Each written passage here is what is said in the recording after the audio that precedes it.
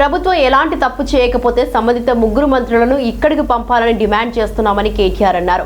ఏ తప్పు జరగకపోతే ఆర్డీఓని ఎందుకు బదిలీ చేశారు? దీనిపై ప్రభుత్వం స్పష్టమైన సమాధానం చెప్పాలన్నారు. ఒక అధికారిని బలిపశువుగా మార్చి ప్రభుత్వం తప్పించుకునే ప్రయత్నం చేస్తోందని కేటీఆర్ తీవ్ర విమర్శలు గుప్పించారు. వాస్తవాలు బయటకు రాకుండా చేయడానికి ఆర్డీఓ బదిలీ జరిగిందన్న అనుమానాలు ఉన్నాయని, ప్రజలకు నిజాలు చెప్పాల్సిన బాధ్యత ప్రభుత్వానిదేనని ఆయన స్పష్టం చేశారు. నిన్ననే మేము రావాలి నిజానికి ఇక్కడ, కానీ పోలీసులను పెట్టి అధికారులను పెట్టి ఆటంకాలు కల్పించి ఇవాళ మేము ఇక్కడికి వస్తుంటే కూడా మిమ్మల్ని ఇక్కడికి రానికుండా చేసినారు. మిమ్మల్ని అక్కడ బంధిస్తే మీరు గోడలు దిక్కొచ్చిన వాళ్ళు ఉన్నారు. ఇక్కడికి మేము వస్తే ఇక్కడ మీరు రాకూడదు. ఏం భయం ఏంది? నేను ఒకటే మాట్లాడుతున్నా, ప్రభుత్వం తప్పు చేయకపోతే రమ్మనండి ముగ్గురు మంత్రులు ఇక్కడికి. ముగ్గురు మంత్రులు ఇక్కడ రమ్మనండి. వాళ్ళు వచ్చి చెప్పొచ్చు కదా, కలెక్టర్ రావాలా, మంత్రులు రావాలా. తప్పు జరగకపోతే మీది తప్పు అయితే వాళ్ళు వచ్చి చెప్పొచ్చు కదా. ఎందుకు ధైర్యం లేదు? తప్పు చేశారు.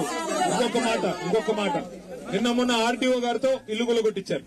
ఇప్పుడంట మంత్రులందరూ మంచోళ్ళంట, ఆర్డీఓ మంచోళ్ళు కాదంటే అందుకే ఆయన పంపించారు, ఇక్కడ నుంచి ట్రాన్స్ఫర్ చేశారు. అంటే ఒకరిని బలి పశువు చేసి తప్పించుకునే ప్రయత్నం ప్రభుత్వం చేస్తుంది. ఏ తప్పు జరగకపోతే ఆర్డీఓని ఎందుకు ట్రాన్స్ఫర్ చేశారు? ఏ తప్పు జరగకపోతే ఆర్డీఓని ఎందుకు తక్షణమే ఆకస్మికంగా ట్రాన్స్ఫర్ చేశారు? ఎందుకు బదిలీ చేశారు? ఈ సమాధానం చెప్పాలి ప్రభుత్వం.